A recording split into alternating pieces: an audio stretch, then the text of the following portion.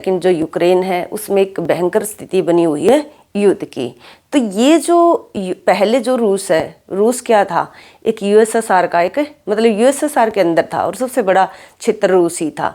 तो जो 1991 में क्या हुआ कि ये 15 क्षेत्र के अंदर बट गया, यानी कि 15 जो नेशन है, जो 15 राष्ट्र हैं वो इससे अलग हो गए और एक तरीके से ये कि साम्यवादी जो प्रथा है वो इसके अंदर प्रचलित है। तो देखिए अब हम देखते हैं कि जो नाटो है, नाटो का जन्म भी यूएसएसआर के कारण ही हुआ था। तो चलिए हम स्टार्ट करते हैं। ना पूछ कि मेरी मंजिल कहाँ है, ना पूछ कि मेरी मंजिल कहाँ है, अभी तो सफ़र का इरादा किया है। ना हारूंगा हौसला, ना हारूंगा हौसला, चाहे कुछ भी हो जाए, मैंने किसी और से नहीं अपने आप से वादा किया है। तो देखिए हम जानते हैं कि नाटो क्या है, इसकी क्यों ज़रूरत पड़ी, नाटो क्यों और कब बना। NATO NATO North Atlantic Treaty Organization है। इसकी स्थापना 4 अप्रैल 1949 को की गई। जिस टाइम पे इस स्थापित किया गया अमेरिका के द्वारा तो वाशिंगटन के अंदर, तो उस टाइम पर इसके अंदर 12 मेंबर थे, यानी कि 12 मेंबर कंट्री थे ये। और आप देखोगे ये एक सैन्य गठबंधन है। वर्तमान में इसके 30 सदस्य देश हैं और इसका हेड क्वार्टर जो है वो है ब्रसेल्स और यानी कि बेल्जियम में है। अब देखिए जो सेकेंड वर्ल्ड वार होता है, जो सेकेंड वर्ल्ड वार हुआ जिसका टाइम पीरियड 1939 से 1945 का है, उस टाइम पर क्या हुआ कि एक तरीके से दो शक्तियाँ थी जिनके साथ आपस में युद्ध था। और आप देखते हो कि उसी कारण से जो सेकेंड वर्ल्ड वार होता है तो 3-4 चीज़ें और बनाई जाती है, जैसे कि वर्ल्ड बैंक, IMF और हमारा जो ब्रेटन वुड्स सिस्टम है। एक ITO को हमने बनाया था लेकिन वो USA ने उसके ऊपर सिग्नेचर नहीं किए, इसलिए हम उसको आगे लेकर नहीं चल सके। इंटरनेशनल जो एक तरीके से जो ITO था, इंटरनेशनल ट्रेड ऑर्गेनाइजेशन, जिस स्टेब्लिश नहीं हो पाया। उसके बाद 1947 में उसकी जगह गेट को स्टैब्लिश किया गया। तो देखिए जर्मनी, इटली, जापान एक साइड थे, दूसरी साइड थे फ्रांस था, ग्रेट ब्रिटेन था, USA था, USSR था और कुछ हद तक चीन था। तो आपस में जब इनके युद्ध हुए तो उस युद्ध में क्या है, जब जीत जाते हैं एक तरीके से एक साइड वाली जो पावर है, जो USSR वाली साइड है या US वाली जो पावर है वो USA वाली जो पावर है वो जीत जाती है। जब ये युद्ध जीत लिया जाता है तो यहाँ पर डिस्ट्रीब्यूशन की बात आती है कि जो एरिया हमने जीता वो कितना कितना, यानी कि जर्मनी का जो पार्ट है वो कितना कितना किसके पास जाएगा।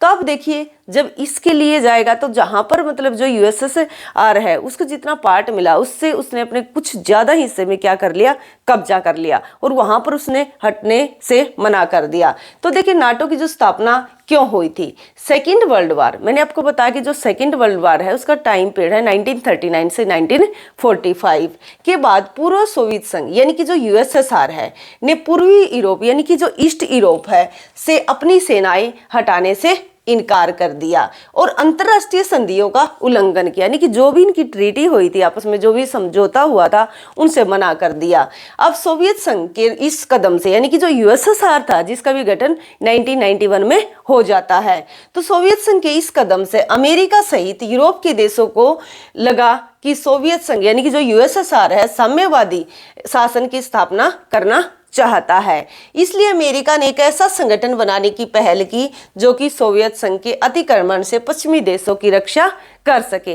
तो इस कारण से, और दूसरा क्या है, सैन्य सुरक्षा, इन चीजों को बनाए रखना है। सेकंड है कि जो USSR है उसके पश्चिमी यूरोप में विस्तार को रोकना है। इनकी पश्चिमी यूरोप का क्या मतलब है, जो वेस्टर्न यूरोप है उसके वहां पर वो विस्तार ना कर सके, यानी कि USSR वहां पर अपना कंट्रोल ना कर सके, इसलिए नाटो बनाया गया।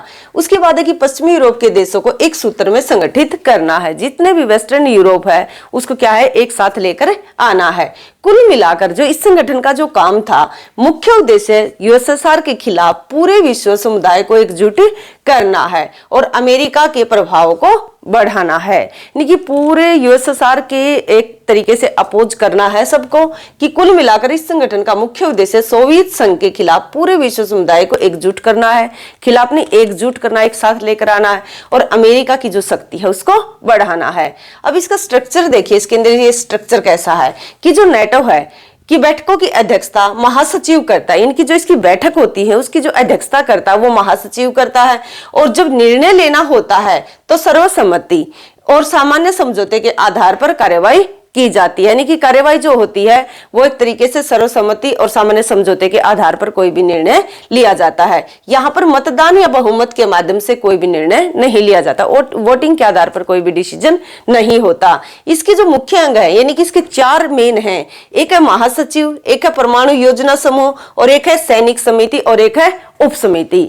इसके अंदर 4 चीजें हैं जो मेन है। फर्स्ट है इसका कि महासचिव जो यहाँ पर जनरल जो सेक्रेटरी है, उसके बाद है यहाँ पर जो परमाणु योजना समूह है, यानी कि जो न्यूक्लियर प्लानिंग ग्रुप है, उसके बाद आप देखोगे कि मिलिट्री कमेटी है और एक सबॉर्डिनेट कमेटी है। 4 चीजें इसके अंदर हैं। तो थैंक यू यहाँ तक वीडियो को देखने के लिए।